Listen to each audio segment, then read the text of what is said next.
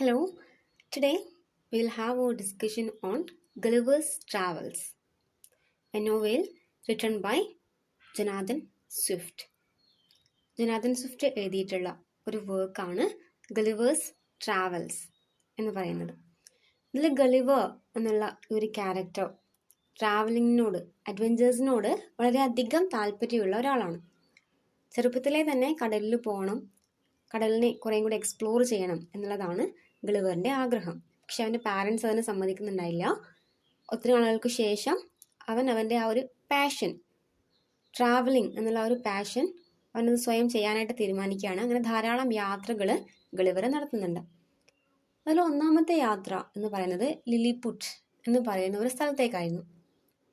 അവിടെ ഉള്ള ആളുകൾ ഗളിവറിനേക്കാളും വളരെയധികം ചെറിയ ആളുകളായിരുന്നു. അതിനുശേഷം അദ്ദേഹം രണ്ടാമത് ഒരു യാത്ര കൂടി നടത്തുകയാണ്. ആ ഒരു യാത്രയുടെ കഥയാണ്, സമ്മറിയാണ് ഗളിവേഴ്സ് ട്രാവൽസ് എന്നുള്ള ചാപ്റ്ററിൽ നമുക്ക് പഠിക്കാനായിട്ട് തന്നേക്കുന്നത്. അപ്പോൾ ഗളിവറിൻ്റെ രണ്ടാമത്തെ ജേർണിയിലുള്ള കഥയാണ് ഈ ഒരു ചാപ്റ്ററിലേക്ക് കൂടി നമ്മൾ പഠിക്കാനായിട്ട് പോകുന്നത്. On the 16th of June 1730 we discovered land. Here Gulliver says that they discovered land on 16th June 1730. ദീർഘനാള് കടലിൽ അലഞ്ഞതിന് ശേഷം ജൂൺ 16 1730 ഗളിവറും അദ്ദേഹത്തിൻ്റെ കൂടെ സഞ്ചരിച്ച ആളുകളും ഒരു ലാൻഡ്, ഒരു കര കണ്ടുപിടിക്കുന്നത്. ഇത്ര നാളും കടലിൽ ഇങ്ങനെ അലയുകയായിരുന്നു. ആദ്യമായിട്ടാണ് അവരൊരു കര കണ്ടുപിടിക്കുന്നത്. Our captain sent a dozen men with vessels for water, if any could be found. So they were feeling too thirsty to drink water. അവർക്ക് വളരെയധികം ദാഹിച്ച് വലഞ്ഞു നിൽക്കുകയായിരുന്നു. കടലിലെ വെള്ളം നമുക്കറിയാം എന്താ, ഇറ്റ്സ് സാൾട്ടി, അതെന്താ, ഉപ്പ് ജലമാണ്, കുടിക്കാൻ വേണ്ടിയിട്ട് പറ്റില്ല. അതുകൊണ്ട് തന്നെ ഗളിവറും അദ്ദേഹത്തിൻ്റെ കൂടെയുള്ള ക്യാപ്റ്റനും ബാക്കിയുള്ള എല്ലാവരും, അതായത് a dozen man, a dozen is equal to 12 in number, ഏകദേശം 12ഓളം ആളുകളെ ക്യാപ്റ്റൻ ആ കരയിലേക്ക് പറഞ്ഞയക്കുകയാണ്. With vessels for water. Vessels means container, ജലം ശേഖരിക്കാൻ ആവശ്യമായിട്ടുള്ള പാത്രവുമായിട്ടാണ് ക്യാപ്റ്റൻ ഗളിവർ അടക്കമുള്ള 12 പേരെ ആ കരയിലേക്ക് പറഞ്ഞു വിടുന്നത്. When we came to land, we saw no river or spring nor any inhabitants. So finally they reached into that shore or that land. അവർ ലാൻഡിലേക്ക്, അവർ കരയിലേക്ക് അവരെത്തുകയാണ്. പക്ഷെ അവിടെ ജലമോ അല്ലെങ്കിൽ ജലം ഉണ്ടാകുന്ന രീതിയിലുള്ള ഒരു കാര്യങ്ങളും അവിടെ എന്താ കാണാൻ വേണ്ടി സാധിച്ചില്ല. There were no any inhabitants. Inhabitants means occupants. Occupants, അതായത് അവിടെ താമസിക്കുന്ന ആരും തന്നെ ആ ഒരു കരയിൽ താമസമുള്ളതിൻ്റെ യാതൊരു അടയാളവും ഇവർക്ക് കാണാൻ വേണ്ടി സാധിച്ചില്ല. ജലവും അവർക്ക് കണ്ടുപിടിക്കാൻ പറ്റിയില്ല. ആ ഒരു കരയിൽ ഏതെങ്കിലും താമസക്കാരുണ്ടോ എന്നുള്ളതും അവർക്ക് മനസ്സിലാക്കാൻ വേണ്ടി പറ്റിയില്ല. I went on to explore. He continued his journey. Gulliver എന്താ അവിടേക്ക് ഇങ്ങനെ അന്വേഷിച്ച് നടക്കാൻ വേണ്ടി തുടങ്ങുകയാണ്, ജലം അന്വേഷിച്ച് നടക്കുകയാണ്. The country was barren and rocky. Now the author describes how that country looks like. It was barren. Barren means a land with no vegetations. അതായത് പച്ചപ്പ് അല്ലെങ്കിൽ ചെറിയ ചെറിയ പുല്ലുകളോ അങ്ങനെയുള്ള ഒന്നുമില്ലാത്ത ഒരു കൺട്രി ആയിരുന്നു അത്. ബാരൻ ആയിരുന്നു, ഉണങ്ങി ചുരുണ്ട് നിൽക്കുന്ന ഒരു രാജ്യം ആയിരുന്നു അത്. And Rocky. Rocky means having many rocks. The land was full of rocks. I turned back to join the crew, only to see them getting into the boat and rowing for life to get to the ship. So Gulliver decided, or Gulliver now know that there is no scope for water. ആ ഒരു കരയിൽ ലാൻഡിൽ നിന്നുകൊണ്ട് ഇനി കാര്യമില്ല, എന്താ അവിടെ നിന്ന് എന്തായാലും ഇനി വെള്ളം കിട്ടില്ല എന്ന് മനസ്സിലാക്കിയിട്ട് he decided to turn back, തിരിച്ചു പോകാൻ വേണ്ടിയിട്ട്. I turned back means ഞാൻ തിരിച്ചു പോകാൻ വേണ്ടിയിട്ട് തുടങ്ങുമായിരുന്നു. To join the crew means members. തൻ്റെ ബോട്ടിൽ കൂടെ വന്ന ബാക്കി 11 പേരുണ്ടല്ലേ വെള്ളം അന്വേഷിച്ച് വന്നേക്കുന്ന, അപ്പോൾ അവരുടെ അടുത്തേക്ക് തിരിച്ചു പോകാൻ വേണ്ടിയിട്ട് ഗളിവർ തീരുമാനിക്കുകയാണ്. But only to see them getting into the boat and rowing for life to get to the ship. പക്ഷേ തിരിഞ്ഞു നടന്നപ്പോൾ ഗളിവർ എന്താ കണ്ടത്? ഈ തൻ്റെ കൂടെ വന്ന 11 ആളുകളും 11 പേരും ബോട്ടിലേക്ക് തിരിച്ചു കയറുകയാണ്. ഗളിവറിനെ കൂട്ടാതെ അവർ തിരിച്ചു കയറുകയാണ്. ആൻഡ് റോയിങ് ഫോർ ലൈഫ്, ജീവനം കൊണ്ട് അവർ അവിടെ നിന്ന് തുഴഞ്ഞ് രക്ഷപ്പെടാൻ വേണ്ടി ശ്രമിക്കുകയാണ്. അവർ ഷിപ്പിൽ പെട്ടെന്ന് കയറി രക്ഷപ്പെടാൻ വേണ്ടിയിട്ടാണ് ബാക്കിയുള്ള 11 ആളുകളും ശ്രമിക്കുന്നത്. Before I could reach them, I observed a huge creature walking after them in the sea as fast as he could. ഇപ്പോൾ ഗളിവർ അവരുടെ അടുത്തേക്ക് എത്താൻ വേണ്ടിയിട്ട് ഓടുമായിരുന്നു മുന്നോട്ടേക്ക്. Before I could reach dum, എനിക്ക് അവരുടെ അടുത്ത് എത്തുന്നതിന് മുന്നേ, ഞാൻ അവരുടെ അടുത്ത് എത്തുന്നതിന് മുന്നേ I observed means he saw. Gulliver എന്താ കണ്ടിട്ടുള്ളത്? A huge creature. Huge means big. A big creature walking after them in the sea as fast as he could. ഒരു വലിയ ഒരു ജീവി തന്റെ ക്രൂ മെമ്പേഴ്സിന്റെ കൂടെ അവരെ ഫോളോ ചെയ്തിട്ട് ഇങ്ങനെ പോകുന്നതായിട്ട് ആര് കാണുക? ഗളിവർ കാണുകയാണ്. The water of the ocean reached only till his knees. നമുക്കറിയാം കടലിലെ വെള്ളം എന്ന് പറയുന്നത് എന്തുമാത്രം ആഴമുള്ളതാ. പക്ഷെ ഒരു ഹ്യൂജ് ക്രീച്ചറിന്റെ, മോൺസ്റ്ററിന്റെ നീയുടെ അത്ര മാത്രമേ കടലിലെ വെള്ളം എത്തുന്നുള്ളൂ. മുട്ടിന്റെ അത്ര മാത്രമേ ഒരു ഹ്യൂജ് ക്രീച്ചറിന് കടലിലെ വെള്ളം എന്ന് പറയുന്നതുള്ളൂ. However, the monster was unable to overtake the speeding boat. പക്ഷെ മോൺസ്റ്ററിന് അത്രയധികം സ്പീഡ് ഉണ്ടായിരുന്നില്ല. അതുകൊണ്ട് അവർ സ്പീഡിംഗ് ബോട്ടിനെ അവന് ഓടിപ്പിടിക്കാൻ വേണ്ടിയിട്ട് സാധിച്ചില്ല. I turned back quickly and climbed up a steep hill with fields of barley on either side and the corn rising up to 40 feet. അപ്പോൾ Gulliver പെട്ടെന്ന് തിരിഞ്ഞ് ഓടുകയാണ്. And climbed up a steep hill. അവിടെയുള്ള ഒരു steep hill. Steep means rising or falling sharply. ഇങ്ങനെ കുത്തനെയുള്ള ആ ഒരു മല അവൻ പെട്ടെന്ന് ഓടിക്കയറുകയാണ്. ആ ഒരു മലയുടെ ഇരുവശങ്ങളിലായിട്ട് barley, BARLEY is pronounced as barley and corn, CORN, ചോളവും ബാർലിയും ആയിരുന്നു ആ ഒരു മലയുടെ 2 വശങ്ങളിലുമായിട്ടും കൃഷി ചെയ്തിട്ടുണ്ടായിരുന്നത്. There was a fence to pass from one field to the other. Fence means barrier, വേലി. മലയാളത്തിൽ പറയുന്നത് വേലി. അവിടെയുള്ള ഈ കോണിന്റെയും ബാർലിയുടെയും ഫീൽഡ്, പാടങ്ങളെ വേലി കെട്ടിയിട്ട് വേർതിരിച്ച് വെച്ചിട്ടുണ്ടായിരുന്നു. It was impossible for me to climb because every step was 6 feet high. ഗളിവറിന് ആ ഒരു പാടം മുഴുവൻ ഓടിക്കയറുക എന്നുള്ളത് വളരെയധികം ബുദ്ധിമുട്ടായിരുന്നു. കാരണം ഒരു സ്റ്റെപ്പ് തന്നെ ഏകദേശം 6 അടിയോളം ഉയരമുള്ളതായിരുന്നു. I was trying to find a gap in the hedge when I discovered one of the inhabitants in the next field walking towards the fence. So I was trying to find a gap in the hedge. Hedge means fence. Hedge, fence, അതിൻ്റെയൊക്കെ meaning എന്താ? Barrier എന്ന് തന്നെയാ, വേലി എന്ന് തന്നെയാ hedge എന്നുള്ളതിന്റെ meaning. അപ്പോൾ ഗളിവർ ആ വേലികൾക്കിടയിൽ എന്തെങ്കിലും ഒരു ഗ്യാപ്പ് കണ്ടുപിടിക്കാൻ വേണ്ടി പറ്റുമോ എന്ന് ശ്രമിക്കുകയായിരുന്നു. When I discovered one of the inhabitants in the next field walking towards the fence. അവൻ നോക്കിയപ്പോൾ അവിടെയുള്ള ഒരു ഇൻഹാബിറ്റന്റ്, ആ ഒരു ലാൻഡിലുള്ള ഒരു ഹ്യൂജ് ക്രീച്ചർ വേലിയുടെ അടുത്തേക്ക് നടന്നു വരുന്നതായിട്ട് കണ്ടു. അപ്പോൾ അതുവഴിയാണ് അപ്പോൾ ആര് ഓടിക്കൊണ്ടിരിക്കുന്നത്? ഗളിവർ ഓടിക്കൊണ്ടേയിരിക്കുന്നത്. അപ്പോൾ ഗളിവർ വിചാരിക്കുകയാണ് പെട്ടെന്ന് തന്നെ ആ വേലിയുടെ ഇടയിൽ എന്തെങ്കിലും ഒരു ഗ്യാപ്പ് കണ്ടുപിടിച്ചിട്ട് അങ്ങോട്ടേക്ക് മാറി നിൽക്കാൻ വേണ്ടി ട്രൈ ചെയ്യാണ് ആര്? Gulliver. He was of the same size as the creature chasing the boat. ആ ബോട്ട് ചേസ് ചെയ്യുന്ന ക്രീച്ചറിന്റെ അതേ സൈസിലുള്ള ആള് തന്നെയായിരുന്നു ഇപ്പോൾ ഗളിവറുടെ ഓപ്പോസിറ്റ് നടന്നു വരുന്ന ആളും. I was struck with utmost fear and astonishment. He was struck with utmost fear. Utmost means greatest or maximum. ആ ഒരു ഗളിവറിന് ഇപ്പോൾ എന്താ? മാക്സിമം ഫിയർ ആണ്, അസ്റ്റോണിഷ്മെന്റ് ആണ്. അസ്റ്റോണിഷ്മെന്റ് മീൻസ് സർപ്രൈസ്ഡ് ആണ്. ഒരേ സമയം അസ്റ്റോണിഷ്ഡ് ആണ്, സർപ്രൈസ്ഡ് ആണ്. അത്ര തന്നെ എന്താ ഭയവും ആർക്കുണ്ട്? ഗളിവറിന് ഉണ്ട്. And ran to hide myself. അപ്പൊ പെട്ടെന്ന് തന്നെ എവിടെയെങ്കിലും കയറി ഒളിക്കണം എന്നാണ് ഗളിവർ വിചാരിക്കുന്നത്. He called in a voice much louder than a trumpet. A trumpet means a musical instrument.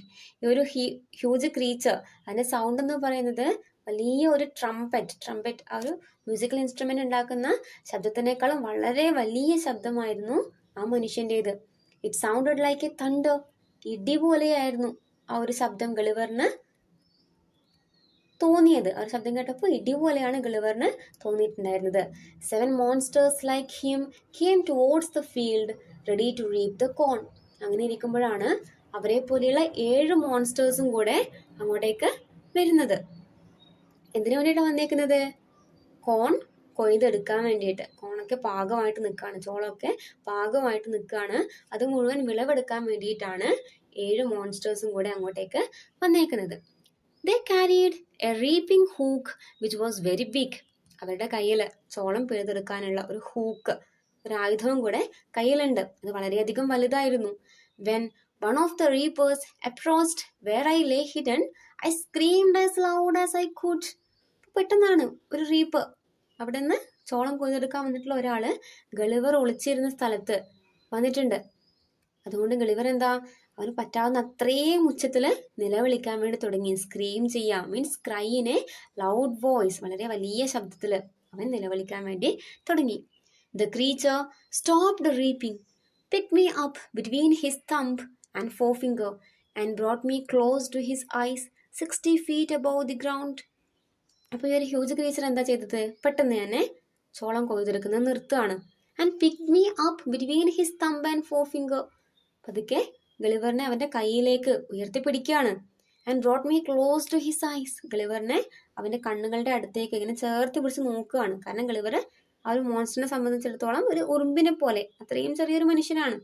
അപ്പോൾ ഗളിവറിനെ ശരിക്കും കാണാൻ വേണ്ടിയിട്ട് എന്താ, ആ ഒരു മോൺസ്റ്റർ ഗളിവറിനെ കയ്യിലെടുത്തിട്ട് കണ്ണിന്റെ അടുത്ത് ചേർത്ത് വെച്ചിട്ട് നോക്കുകയാണ്. 60 feet above the ground. ഏകദേശം 60 അടിയോളം ഉയരത്തിലാണ് ഇപ്പോൾ ആര് നിൽക്കുന്നത്? ഗളിവർ നിൽക്കുന്നത്. കാരണം മോൺസ്റ്റർ അത്രയും ഉയരമുള്ള ഒരാളാണ്. അവന്റെ കയ്യിൽ നിൽക്കുമ്പോൾ എന്താ, അത്രയും തന്നെ താഴെയാണ് ആര് നിൽക്കുന്നത്? ഉയരത്തിലാണ് ഗളിവർ നിൽക്കുന്നത്. He looked at me with curiosity and blew my hair aside to get a better view of my face. അപ്പൊ ഈ ഒരു ഹി ഉദ്ദേശിക്കുന്നത് എന്താ? ഹി എന്നുള്ളത് മോൺസ്റ്ററിനെയാണ് ഉദ്ദേശിക്കുന്നത്. ഈ മോൺസ്റ്റർ എന്താ ചെയ്തത്? Looked at me with curiosity. ഗളിവറിനെ വളരെയധികം താല്പര്യത്തോടു കൂടി, ക്യൂരിയോസിറ്റി എന്ന് വെച്ചാൽ എന്താ, വളരെയധികം താല്പര്യത്തോടു കൂടി നോക്കുകയാണ്. And blue my hair aside to get a better view of my face.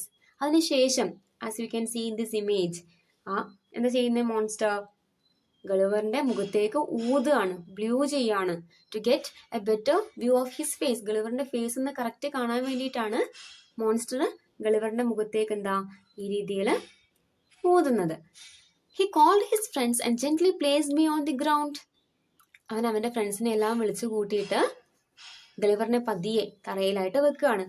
The all sat on the ground to take a good look at me. ആ മോൺസ്റ്റേഴ്സ് എല്ലാവരും തറയിൽ ഇരുന്നു കൊണ്ട് ഗളിവറിനെ തന്നെ സൂക്ഷിച്ചു നോക്കുകയാണ്. എന്തുകൊണ്ടായിരിക്കും അവർ തറയിലിരിക്കുന്നുണ്ടാവുക? ഗളിവർ വളരെയധികം ചെറുതാണ്. അവനെ കറക്റ്റായിട്ട് കാണണം എന്നുണ്ടെങ്കിൽ മോൺസ്റ്റേഴ്സ് എന്താ, തറയിൽ കുനിഞ്ഞിരിക്കണം, എന്നാലും മാത്രമേ കാണുള്ളൂ.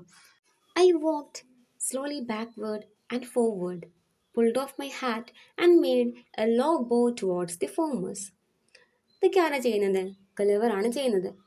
അവര് ഗളിവറിനെ ഇപ്പൊ തറയിൽ വെച്ചിട്ടുണ്ടല്ലേ. അപ്പൊ ഗളിവർ എന്താ ചെയ്യുന്നത്? പതിയെ walks slowly backward and forward. Backward എന്ന് വെച്ചാൽ പിറകിലേക്ക്, ഫോർവേഡ് എന്ന് വെച്ചാൽ മുന്നിലേക്ക്. വളരെ പതിയെ പിറകിലേക്കും മുന്നിലേക്കുമായിട്ട് നടക്കുകയാണ് Gulliver. Pulled of my hat. Pulled of means removed.